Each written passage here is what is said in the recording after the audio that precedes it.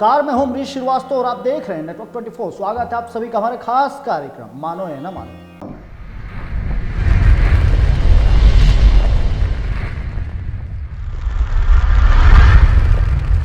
जैसा कि आप सभी जानते हैं, मानो या ना मानो हम आपको उन कहानियों से रूबरू कराते हैं जो या तो अंधविश्वास से जुड़ी होती है या उन पर विश्वास करना थोड़ा मुश्किल होता है। तो इसी क्रम में आज हम भारत के एक ऐसे संत के बारे में बताएंगे जो 900 सालों तक जीवित रहे। जी हाँ, सुनने में भले ही अजीब लगे पर मानो या ना मानो यह सत्य है।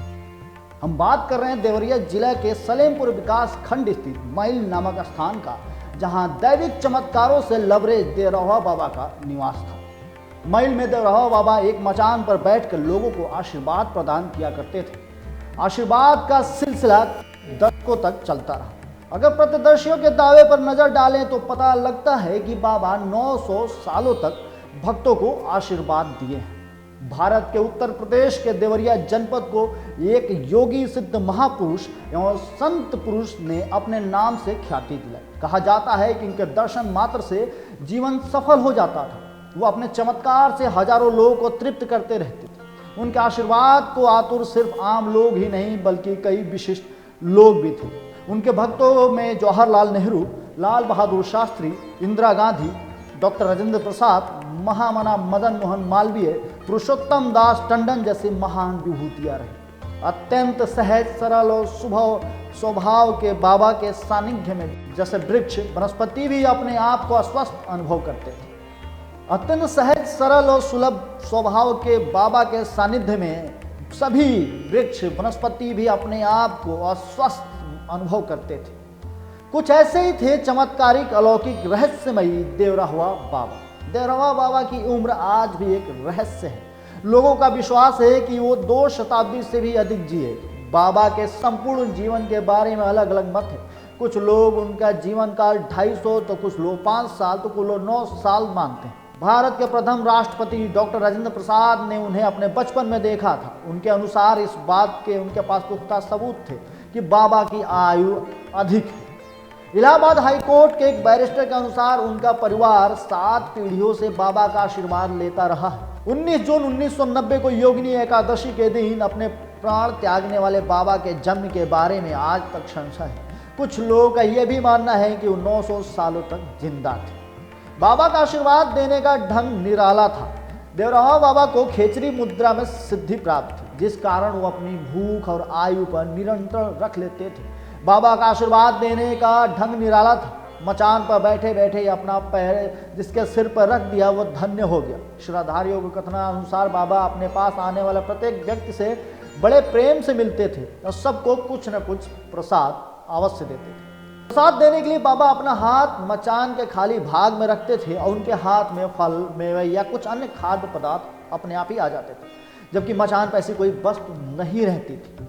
श्रद्धालुओं को कौतूहल होता था कि आखिर ये प्रसाद बाबा के हाथों में कहाँ से आता है और कौन दे जाता है। जनश्रुति के मुताबिक वो खेचरी मुद्रा की वजह से आवागमन में भी कहीं भी कभी भी चले जाते थे। उनको जानवरों की भाषा भी समझ में आती थी। खतरनाक जंगली जानवर को वो पल भर में काबू कर लेते थे। देश विदेश तक उनकी ख्याति थी। बाबा के सिद्धियों के बारे में हर तरफ खूब चर्चा होती थी। कहते हैं कि जॉर्ज पंचम जब भारत आए तो उनसे मिले। जॉर्ज को उनके भाई ने देवरहा बाबा के बारे में बताया था कि भारत में एक सिद्ध योगी पुरुष रहते हैं। उन्होंने जॉर्ज से कहा था कि अगर भारत जाओ तो किसी और से मिलो या न मिलो, देवरिया जिले के दियरा इलाके में मैल गांव जाकर देवरहा बाबा से जरूर मिलना।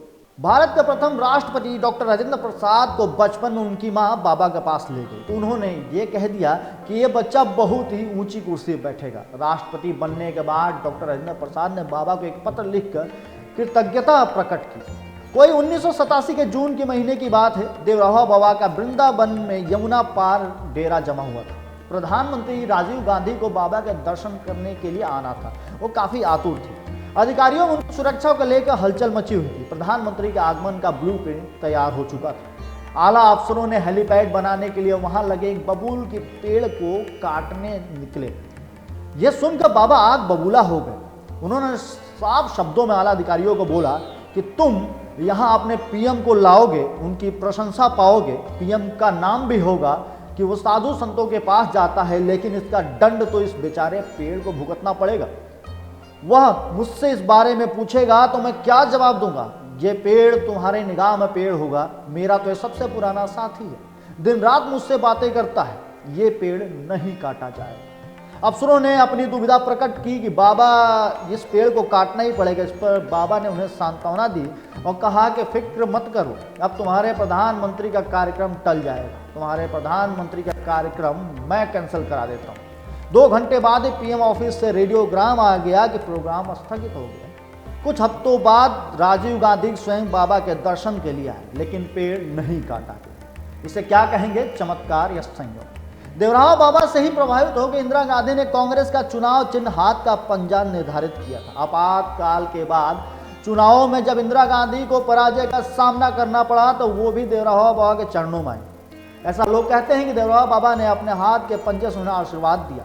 उसी के बाद इंदिरा गांधी ने कांग्रेस का चुनाव चिन्ह हाथ का पंजा निर्धारित कर दिया। इसके बाद 1980 में इंदिरा के नेतृत्व में भारतीय राष्ट्रीय कांग्रेस ने प्रचंड बहुमत से जीत दर्ज की और देश की प्रधानमंत्री बन गए। राम नाम नित उर्फ पे मारो ब्रह्म लिखे संशय ना जानो। देवराव बाबा भगवान राम के परम भक्त थे।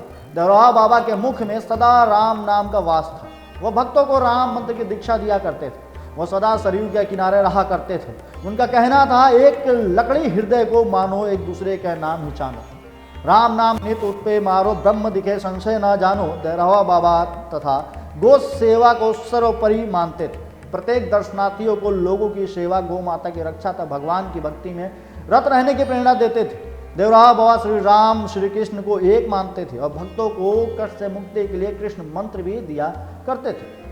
दया का महासमुद्र थे देवराव बाबा, क्योंकि बाबा 30 मिनट तक पानी में बिना सांस लिए रह सकते थे। उनको जानवरों की भाषा समझ में आती थी। खतरनाक जंगली जानवरों पर भी पल भर में काबू कर लेते थे। उनके भक्त उन्हें दया का महासमुद्र बताते थे। जो भी आया बाबा की भरपूर दया लेके गया। वर्षा जल की भांति बाबा का आशीर्वाद सर पे बरसा और खूब बरसा। मान्यता थी कि बाबा का आशीर्वाद हर मर्ज की दवाई है। कहा जाता था कि बाबा देखते ही समझ जाते थे कि सामने वाले का सवाल क्या है। दिव्य दृष्टि के साथ तेज नजर, कड़क आवाज, दिल खोल कर हंसना, खूब बतियाना बाबा की आदत। यादाश्त इतनी कि दशकों बाद भी मिले तो व्यक्ति को पहचान लेते थे। उसके दादा परदादा तक का नाम और इतिहास पल भर में बता देते थे। 15 जून 1990 में योगिनी एकादशी के दिन और घनघोर बादल छाए हुए थे। मौसम अचानक तेज आंधी तूफान के साथ आया। यमुना नदी जैसे समुद्र को मात देने के लिए उतावली थी। लहरों का उछाल बाबा की मचान तक पहुंचने लगा और इन्हीं सब के बीच शाम 4 बजे बाबा का शरीर स्पंद रही।